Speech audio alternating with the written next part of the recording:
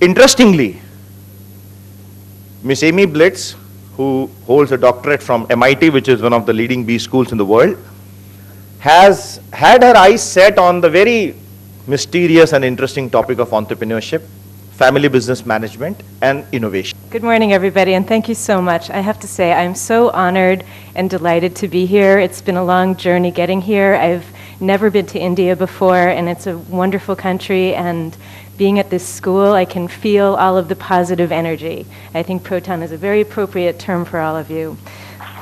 So, thank you very much. Okay. So what I'm going to talk to you about today is the power of innovation. I'm a big believer in innovation. I've spent my career focused on issues around economic development. I've been very interested in issues around poverty alleviation and economic justice. And I have come to believe in the power of innovation as a real driver for that, and a very powerful and creative, exciting, and on a personal career level. As I'm saying about economic development, I've really come to believe that innovation and entrepreneurship really matter.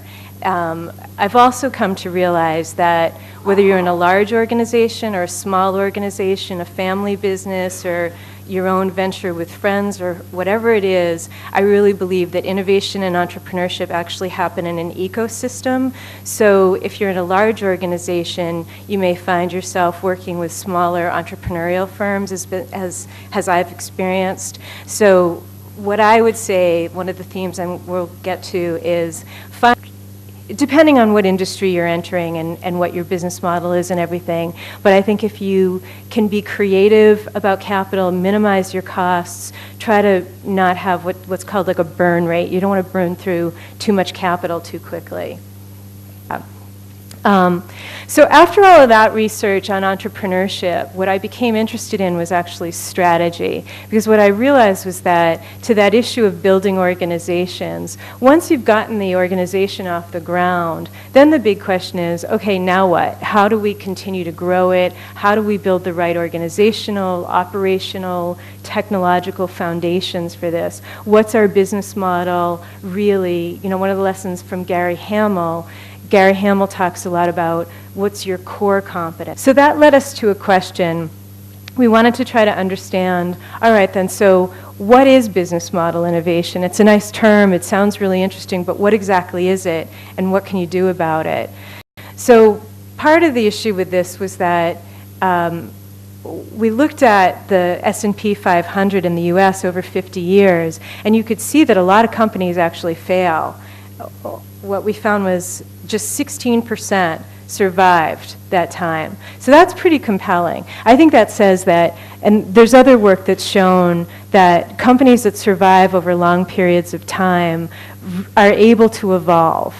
But some of the most interesting research that I've seen shows that they evolve based on their core values. So Sumitomo is a company that's been around for several hundred years, and one of the things that they define themselves as being great engineers. So whether they're making swords for samurai back in the 1500s, or they're making, electronic parts for cars, they're able to survive and thrive based on their engineering excellence. So this is their way of adapting over time, so that you're not thinking of yourself as a buggy whip maker or a samurai sword manufacturer. When that whole market goes away, no, you can adapt. So I think that was part of what we realized. Where you can feel that the social networking space now is the next big thing. There's a lot of excitement about, there's Facebook and Twitter and LinkedIn and all of these different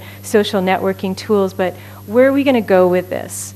When I first started out with the internet, 15 years ago, I remember sitting in a room with my colleagues at Ernst & Young and saying, but how are we going to make money on this? Like, how are companies going to use this? What is this? What does this mean? What is this?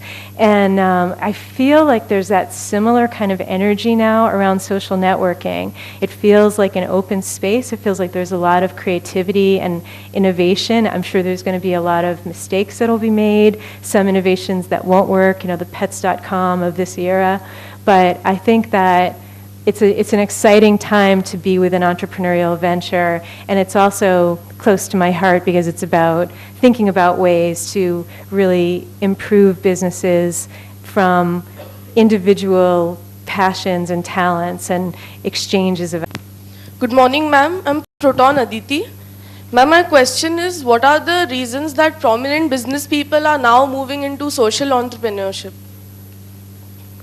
I love that question. That's something I actually really have been very interested in. I actually just last month went to a conference at Harvard Business School on social enterprise. John Whitehead was one of the founders of, not a founder, but he was one of the people that really grew Goldman Sachs into the major company that it is today. He left before it got crazy like it is now, but I think that entrepreneurs see need. I think that that's what I heard over and over again when I was dealing with, especially the really good business leaders. The people that I really admired were people who they saw needs not just in their own industry, but they saw broader needs.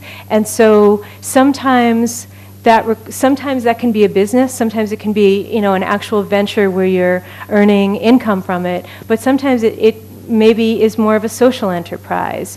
So I think that a lot of business leaders are going into this. I don't think as many are going into it as it would be great, but I think a lot of people now are going into social enterprise because it's actually a field. It wasn't. When I was looking at microfinance way back, people didn't really talk about social enterprise. So I think what's happened is that's another big area of innovation that's really happened over the last 20 years. There have always been social entrepreneurs, but I think now there's really a field. There are experts on it. There are great books you can read on it. So I think there are great case studies. So I think that's why I think that a light went on, that people realized there's a whole other way of being an entrepreneur. So, for instance, at this conference, there are people that are trying to, bring libraries to rural areas in remote parts of the world and libraries in local languages and cultivating local writers. So that's not something that maybe will ever really earn money because there's not necessarily a big market for that. But if you can get funding to start something like that, then it's fulfilling. And I think that that's a lot of what people are. We know that all the consumers are knowledgeable now. So what challenges does an entrepreneur face in today's world? What was the first part of the question? Ma'am, all the consumers. That's a really good question. I think that goes back to the question of social networking. I think I started to do a study at IBM looking at new opportunities with marketing actually because of information. So I think if you can find ways to leverage that power of the customer, it can actually be a pretty compelling proposition. So for instance, Nintendo was a company that they cultivated their really passionate customers to actually co-design new games with them. I think the Wii Fit came out of that. So I think if you can harness that energy of those really passionate customers, you can see them now. You can interact with them. You can work with them. There was a time when you didn't really know who they were. You sort of put an ad out there and you could see the sales records, but you didn't necessarily know what they were thinking or how. So now if you can use that information to your advantage, I actually think you can create some new business models. So it can be a positive.